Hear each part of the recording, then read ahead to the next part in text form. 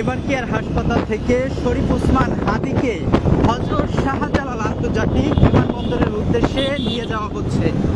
যদি জানাতে চাই, দুপুর 11টা 20 মিনিটে হযরত শাহজালাল আন্তর্জাতিক বিমানবন্দরে পৌঁছেছে হাদিকে বহনকারী এয়ার অ্যাম্বুলেন্সটি। চিকিৎসকদের সিদ্ধান্ত অনুযায়ী সর্বশেষ হাদিকে সিঙ্গাপুরে নিয়ে চিকিৎসা করানো হবে এমন সিদ্ধান্ত নেওয়া হয় এবং সেই সিদ্ধান্ত অনুযায়ী কিছুক্ষণ আগেই হাদিকে এভারকেয়ার হাসপাতাল থেকে বের করা হয় এবং তাকে বহনকারী দুটি অ্যাম্বুলেন্স দেখা গিয়েছে। পাশাপাশি দুটি অ্যাম্বুলেন্স বের হয়েছে এভারকেয়ার হাসপাতাল থেকে হাদিকে নিয়ে। সেই অ্যাম্বুলেন্সটি হযরত শাহজালাল আন্তর্জাতিক বিমানবন্দরে যাবে এবং সেখান থেকে হাদিকে সিঙ্গাপুরে নেওয়ার জন্য যে অপেক্ষাকৃত যে এয়ার অ্যাম্বুলেন্সটি রয়েছে সেই এয়ার অ্যাম্বুলেন্সে উঠানো হবে। সেই এয়ার অ্যাম্বুলেন্সটি শেখ হযরত শাহজালাল আন্তর্জাতিক বিমানবন্দর থেকে কিন্তু সিঙ্গাপুরের যে জেনারেল হাসপাতাল রয়েছে সেই জেনারেল হাসপাতালে যাবেন এবং সেখানেই তার চিকিৎসা করানো হবে। যদি জানাতে চাই, সর্বশেষ গত শুক্রবার কিন্তু ঢাকা ৮ আসনে নির্বাচন প্রচারণা শেষ করে উদ্যানে ফিরছিল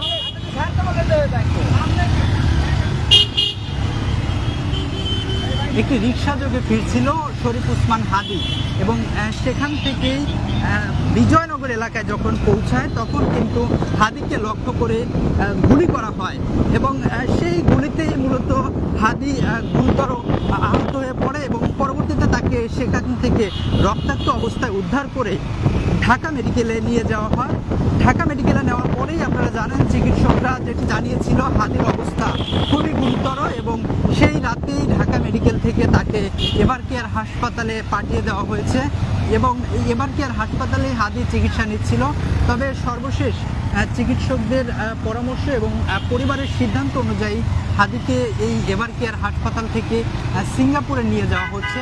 যদি জানাতে চাই, কিছুক্ষণ আগেই কিন্তু হাদিকে বহনকারী যে এয়ার অ্যাম্বুলেন্সটি সেটি এভারকেয়ার হাসপাতাল থেকে বের হয়েছে এবং হযরত শাহজালাল আন্তর্জাতিক বিমানবন্দরে রওনা হয়েছেন। সেখান থেকেই হাদিকে বহনকারী যে এয়ার অ্যাম্বুলেন্সটি সেটি কিন্তু অপেক্ষারত অবস্থায় রয়েছে এবং এই অ্যাম্বুলেন্সটি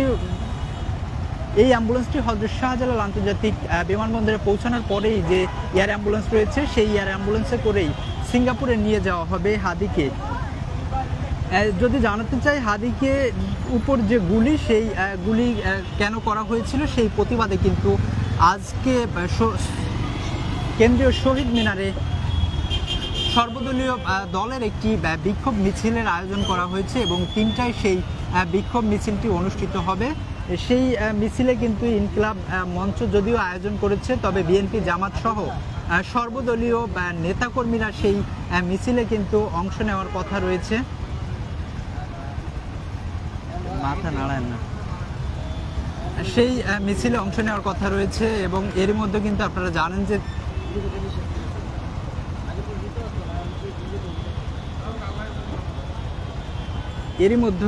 জানেন যে দেশ জুড়ে কিন্তু হাদিকে গুলি করার ঘটনায় বিক্ষোভ কর্মসূচি সহ বিভিন্ন আন্দোলন করে আসছে বিভিন্ন রাজনৈতিক দল সহ বিভিন্ন শ্রেণী পেশার মানুষ এবং হাদির সুস্থতা কামনায় দেশব্যাপী আমরা দেখেছি বিভিন্ন দোয়া ও মোনাজাতের আয়োজন করা হয়েছে।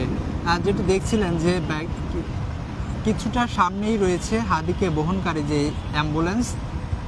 সিঙ্গাপুর থেকে 2জন চিকিৎসক এবং একজন নার্স কিন্তু এই অ্যাম্বুলেন্সে রয়েছেন, অর্থাৎ হাদিকে সিঙ্গাপুরে নেওয়ার পুরো পথ কিন্তু হাদির সঙ্গেই থাকবেন। সিঙ্গাপুর থেকে আসা সেই 2জন চিকিৎসক এবং নার্স তারাই কিন্তু হাদির যে স্বাস্থ্যের বিষয়টি সেটি দেখভাল করবেন। তো সব মিলিয়ে বলা চলে যে এখন পর্যন্ত হাদির যে শারীরিক অবস্থা সেটি অপরিবর্তিত রয়েছে, অর্থাৎ চিকিৎসকদের সিদ্ধান্ত এবং গতকাল রাতে আপনারা জানেন যে সাংস্কৃতিক উপদেষ্টা মোস্তফা ফারুকী তিনি হাদির পরিবারের সদস্য এবং এয়ার অ্যাম্বুলেন্সের যে চিকিৎসক বোর্ড রয়েছে সেই বোর্ডের সিদ্ধান্ত অনুযায়ী মূলত হাদিকে সিঙ্গাপুরে নেওয়া হচ্ছে। যদিও তার পরিবারের পক্ষ থেকে বলা হয়েছিল থাইল্যান্ডে তাকে চিকিৎসা করানোর জন্য, তবে চিকিৎসক এবং সরকারের পক্ষ থেকে সিদ্ধান্ত মোতাবেক সর্বশেষ তাকে আসলে এই সিঙ্গাপুরেই নিয়ে যাওয়ার সিদ্ধান্ত গ্রহণ করা হয়। কিছুক্ষণ আগেই যেটি জানাচ্ছিলাম যে এই এভার কেয়ার হাসপাতাল থেকে হাদিকে বহনকারী যে অ্যাম্বুলেন্স সেটি হযরত শাহজালাল আন্তর্জাতিক বিমানবন্দরের উদ্দেশ্যে যাত্রা শুরু করে এবং হযরত শাহজালাল আন্তর্জাতিক বিমানবন্দরে এই অ্যাম্বুলেন্স যাওয়ার পরে এই অ্যাম্বুলেন্স থেকে হাদিকে নামিয়ে এয়ার অ্যাম্বুলেন্সে তোলা হবে এবং সেই এয়ার অ্যাম্বুলেন্স সিঙ্গাপুরে নিয়ে যাবেন হাদিকে চিকিৎসা করানোর জন্য। এর আগে আপনারা জানেন যে ঢাকা ৮ আসনে কিন্তু দীর্ঘদিন ধরে এই নির্বাচনী প্রচারণা চালিয়ে আসছিল হাদি। তিনি স্বতন্ত্র প্রার্থী হিসেবে এই আসন থেকে লড়ার ঘোষণা দিয়েছিল এবং এই ঢাকা ৮ আসনে বিএনপির এক হেভিওয়েট প্রার্থী মির্জা আব্বাস তিনি প্রতিদ্বন্দ্বিতা করছেন। পাশাপাশি জামাতের প্রার্থীসহ বেশ কয়েকটি দলের প্রার্থীদের কিন্তু এই আসন থেকে প্রার্থী ঘোষণা করা হয়েছে। এর পরপরই দেখা যায় এই শুক্রবারে নির্বাচনী প্রচারণা শেষ করে ফেরার পথে বিজয়নগরে হাদি গুলিবিদ্ধ হয়।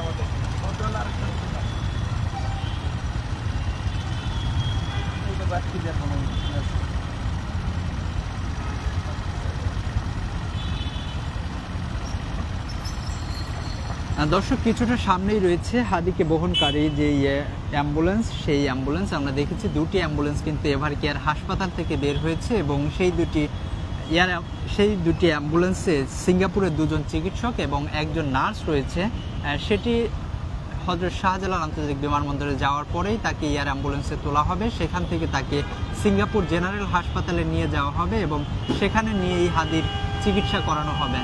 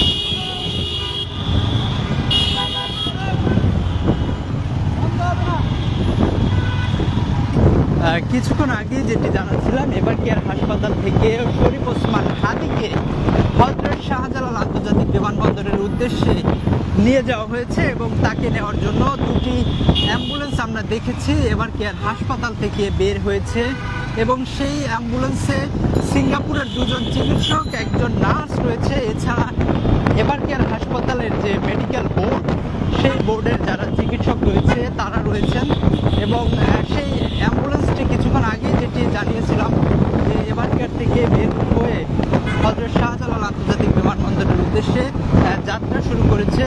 আপনাদের সরাসরি যুক্ত করেছি হাদির সেই অ্যাম্বুলেন্সের পিছনে কিছুটা সামনেই কিন্তু হাদিকে বহনকারী যে অ্যাম্বুলেন্স সেই অ্যাম্বুলেন্স রয়েছে এবং সেই অ্যাম্বুলেন্সে করেই হাদিকে হযরত শাহজালাল আন্তর্জাতিক বিমানবন্দরে নিয়ে যাওয়া হচ্ছে।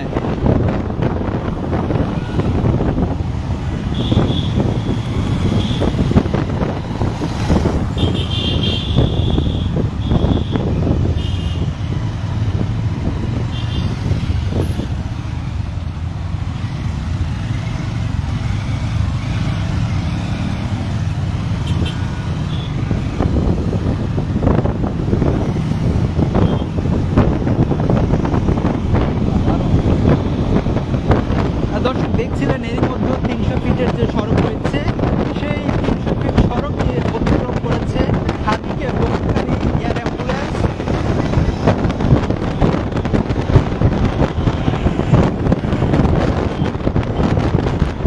হাদিকে বহনকারী অ্যাম্বুলেন্সটি এর মধ্যে 300 অতিক্রম করেছে এবং কিছুক্ষণের মধ্যে হযরত শাহজালাল আন্তর্জাতিক বিমানবন্দরে পৌঁছাবে সেই অ্যাম্বুলেন্স এবং এই অ্যাম্বুলেন্স থেকে নামিয়ে হাদিকে যে সিঙ্গাপুর থেকে যে এয়ার অ্যাম্বুলেন্সে এয়ার অ্যাম্বুলেন্সে তোলা হবে। দেশে কয়েকদিন থাকা অবস্থায় হাদির শারীরিক অবস্থা যেটি জানাচ্ছিলাম, তার শারীরিক অবস্থার কিন্তু কোনো তেমন পরিবর্তন দেখা যায়নি, অর্থাৎ অপরিবর্তিত রয়েছে। সর্বশেষ মেডিকেল বোর্ড, সরকার এবং হাদির পরিবারের সিদ্ধান্ত অনুযায়ী তাকে সিঙ্গাপুরে নেওয়া হচ্ছে। বারবারই যেটি জানানো বলে আসছিলাম যে হাদির পরিবার প্রথমে চেয়েছিলেন যে থাইল্যান্ডে তার চিকিৎসা করানো হোক, তবে চিকিৎসক এবং সরকারের সিদ্ধান্ত অনুযায়ী তাকে সিঙ্গাপুরে নিয়ে যাওয়া হচ্ছে। এর আগে দেখেছেন যে ঢাকা মেডিকেলে নেওয়ার পরেই কিন্তু বিভিন্ন রাজনৈতিক দল, সামাজিক সংগঠন সহ বিভিন্ন শ্রেণী পেশার মানুষ কিন্তু সেখানে আন্দোলন করেছিলেন, এবং আজকে কিন্তু রাজধানীতে বড় একটি আন্দোলন রয়েছে হাদির যে বিচারের দাবিতে, অর্থাৎ হাদিকে যে গুলি চালানো হয়েছে সেই ঘটনায় বিচারের দাবিতে একটি সর্বদলীয় রাজনৈতিক দলের একটি বিক্ষোভ কর্মসূচি সমাবেশের আয়োজন করা হয়েছে শহীদ মিনারে, এবং সেখান থেকে আসলে হাদির যে বিচার, সেই বিচারের দাবিতে হাদিকে যে গুলি করেছে সেই হামলাকারীর বিচারের দাবিতে বিভিন্ন দাবি কিন্তু তুলে ধরা হবে। যদি জানাতে চাই, বিভিন্ন সূত্র কিন্তু বলছে হাদিকে যে গুলি করেছিল সেই দাউদ, যাকে বলা হয়েছিল, তিনি এরই মধ্যে দেশ ত্যাগ করেছেন ভারতের বর্ডার দিয়ে, এবং এমনটি কিন্তু বিভিন্ন মাধ্যমে বলা হচ্ছে। যদিও আইনশৃঙ্খলা রক্ষাকারী বাহিনীর সদস্যরা বলছেন যে তাকে যারা গুলি করেছিল সেই দুর্বৃত্তরা এখনো দেশেই রয়েছে, এমনকি আইনশৃঙ্খলা রক্ষাকারী বাহিনীর সদস্যদের পক্ষ থেকে বলা হয়েছিল। তবে সকালে দেখেছি বিভিন্ন গণমাধ্যমে কিন্তু একটি ছবি ছড়িয়ে পড়ে, সেই ছবিতে আসলে যাই গুলি করেছিল সে ভারতে রয়েছে, অর্থাৎ দেশ ত্যাগ করেছে, এমন একটি ছবি কিন্তু সামাজিক যোগাযোগ মাধ্যম সহ বিভিন্ন মাধ্যমে ছড়িয়ে পড়ে। অর্থাৎ বিভিন্ন মহলে কিন্তু এর মধ্যে গুঞ্জন উঠেছে আসলে হাদিকে যে গুলি করেছিল সে যে কোনো মাধ্যমে এই দেশ ত্যাগ করে ভারতে চলে গিয়েছে, এমনকি বলা হয়েছে। যদিও আইনশৃঙ্খলা বাহিনী বারবার যেটি বলছিল যে সেই বিষয়টি আসলে সঠিক কিনা, এটি আসলে এখন পর্যন্ত আইনশৃঙ্খলা রক্ষাকারী বাহিনীর সদস্যরা নিশ্চিত করতে পারেনি। পুলিশের যিনি প্রধান রয়েছে তিনি কিন্তু হাদিকে কেন গুলি করা হয়েছে সেই কারণ হিসেবে প্রাথমিকভাবে তিনি যেটি বলেছিলেন যে নির্বাচনকে অস্থিতিশীল করতে বা নির্বাচনকে বানচাল করতে হাদির উপরে এই গুলিবর্ষণ করা হয়েছে, এমনটি পুলিশ প্রধানের পক্ষ থেকে কিন্তু বলা হয়েছিল। তবে এখন পর্যন্ত এই ঘটনায় একজনকে গ্রেপ্তার করেছে আইনশৃঙ্খলা রক্ষাকারী বাহিনীর সদস্যরা, পরবর্তীতে আরও দুজনকে গ্রেপ্তার করা হয়েছে। প্রথমে যাকে গ্রেপ্তার দেখানো হয়েছে তিনি যে বাইকে চড়ে হাদিকে গুলি করা হয়েছিল সেই বাইকের মালিক, অর্থাৎ র্যাব, সেই বাইকের যে রেজিস্ট্রেশন নাম্বার রয়েছে সেই রেজিস্ট্রেশন নাম্বার বিআরটিএ সার্চ দিয়ে এবং এই বাইকের যিনি মালিকানায় রয়েছে সেই মালিকানা বের করেই মূলত তাকে গ্রেপ্তার করে, এবং পরবর্তীতে তাকে পল্টন থানায় হস্তান্তর করা হয়, এবং পল্টন থানা থেকে গতকালই আদালতে পাঠানোর পরে আদালত তার পুলিশের পক্ষ থেকে রিমান্ড চাওয়া হয়েছিল, এবং আদালত 3 দিনের রিমান্ড মঞ্জুর করেছিল।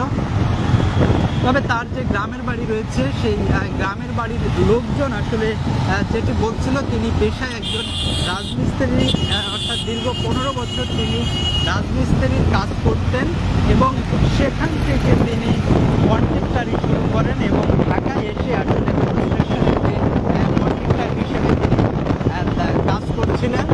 পাশাপাশি তার পরিবার নিয়ে তিনি ঢাকাতেই থাকতেন। পরবর্তীতে তার যে মা রয়েছে তাকেও কিন্তু সেই গ্রাম থেকে চিকিৎসার জন্য ঢাকায় আনা হয়েছিল, এবং ঢাকায় তার মা এবং সপরিবারে তার সঙ্গে তাকে রাখা হতো। গ্রামের লোকজন, অর্থাৎ যে বাইকে করে হাদিকে গুলি করা হয়েছিল সেই বাইকের যে মালিক, তার বিষয়ে তার গ্রামের লোকজন যেটি তথ্য দিচ্ছিল যে তিনি একজন সহজ সরল ব্যক্তি বা কোনো রাজনৈতিক দলের সঙ্গে জড়িত নয়, এমন তথ্য কিন্তু তার গ্রামের লোকজন জানিয়েছে। এরপরে এ ঘটনায় জানেন যে পল্টন থানায় একটি মামলা করেছে হাদির পরিবার এবং সেই মামলায় তাকে গ্রেপ্তার দেখানো হয়েছে। এছাড়া আরও দুজনকে গ্রেপ্তার করেছে। এই মোট তিনজনকে এই ঘটনায় এখন পর্যন্ত গ্রেপ্তার করা হয়েছে এবং প্রথম যাকে গ্রেপ্তার করা হয়েছে সেই বাইকের মালিক যিনি ছিলেন তার 3 দিনের রিমান্ড মঞ্জুর করেছেন।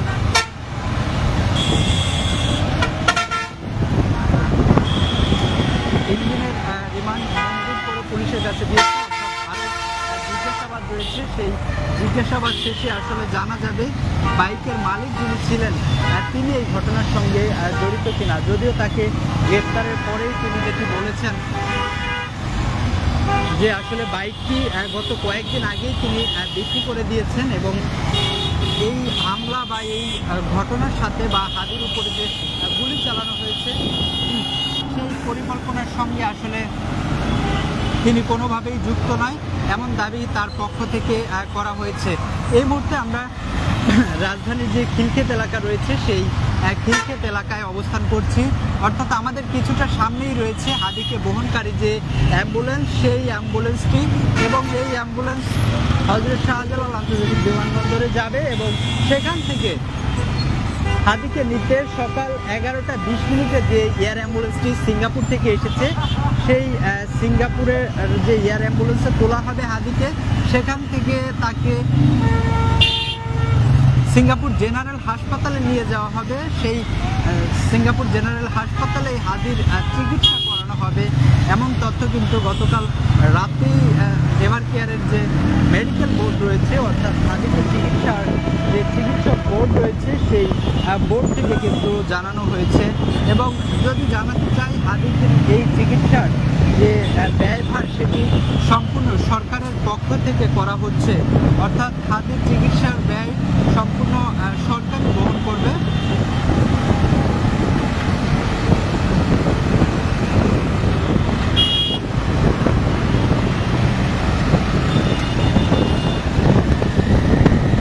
কিছুটা সামনে গিয়ে হাদিকে যে বহনকারী যে অ্যাম্বুলেন্স সেই অ্যাম্বুলেন্স রয়েছে এবং সেই অ্যাম্বুলেন্সে করে হাদিকে হযরত শাহজালাল আন্তর্জাতিক বিমানবন্দরে নিয়ে যাওয়া হচ্ছে। এভার কেয়ার হাসপাতাল থেকে দুটি অ্যাম্বুলেন্স বের হয়েছে এবং সেই অ্যাম্বুলেন্সে সিঙ্গাপুরের দুজন চিকিৎসক এবং একজন নার্স রয়েছে, যারা এই বাংলাদেশ থেকে সিঙ্গাপুরে হাসপাতালে নেওয়া পর্যন্ত এই পুরো পথটা আসলে হাদির যে স্বাস্থ্যর দেখভালের জন্য দায়িত্ব পালন করবেন। এবং তার সঙ্গে বাংলাদেশের এভার কেয়ার হাসপাতাল সহ ঢাকা মেডিকেলের যে মেডিকেল বোর্ডের যে চিকিৎসকরা রয়েছে সেই চিকিৎসক প্রতিনিধিরাও কিন্তু থাকবেন। তো সব মিলিয়ে বলা চলে যে হাদির যে শারীরিক অবস্থা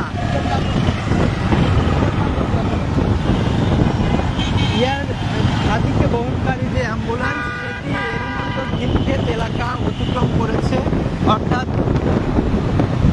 কিছুক্ষণের মধ্যেই হযরত শাহজালাল আন্তর্জাতিক বিমানবন্দরে সেই অ্যাম্বুলেন্স পৌঁছাবে এবং সেখান থেকে হাদিকে এয়ার অ্যাম্বুলেন্সে তোলা হবে।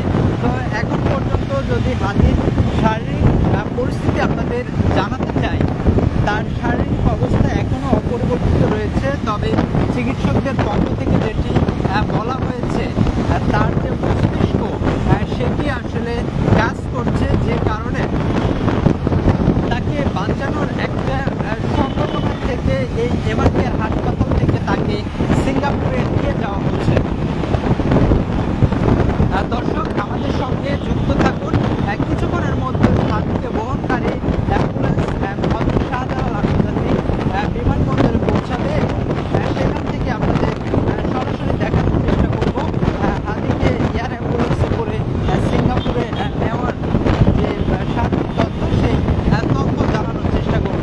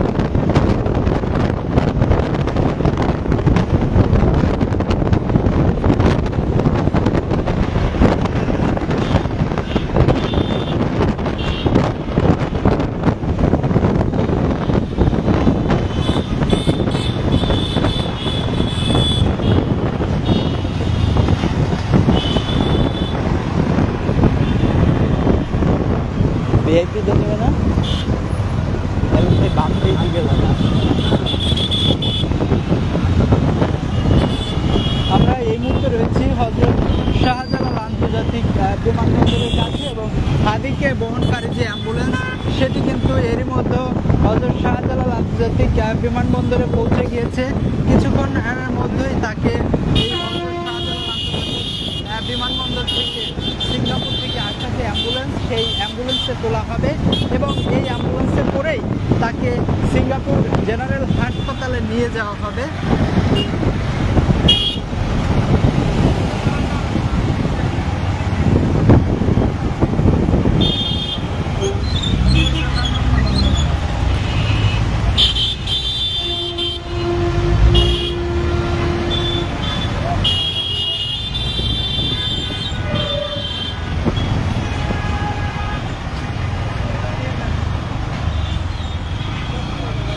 বারবারই যেটি বলা হচ্ছিল আসলে হাদির যে শারীরিক অবস্থা সেটি অপরিবর্তিত রয়েছে, যে কারণে চিকিৎসক এবং পরিবারের সিদ্ধান্ত অনুযায়ী তাকে সিঙ্গাপুরে নিয়ে যাওয়া হচ্ছে।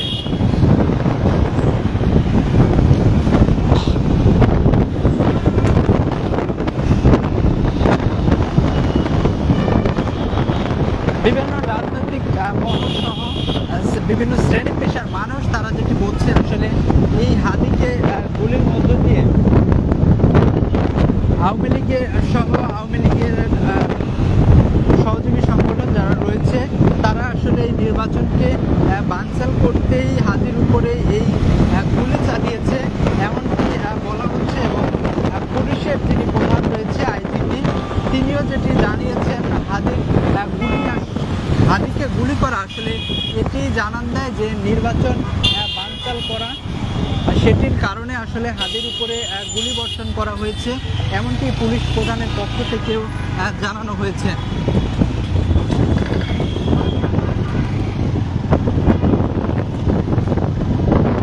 আমরা এই মুহূর্তে চলে এসেছি হযরত শাহজালাল আন্তর্জাতিক বিমানবন্দরের যে ৮ নম্বর টার্মিনাল রয়েছে অর্থাৎ কার্গো টার্মিনালও যেটি বলা যায় সেখানে এবং হাদিকে এখান থেকে এই হাদিকে বহনকারী যে অ্যাম্বুলেন্স সেই অ্যাম্বুলেন্স এখান থেকে এয়ার অ্যাম্বুলেন্স হাদিকে তোলা হবে এবং সেখান থেকেই তাকে সিঙ্গাপুরে নিয়ে যাওয়া হবে।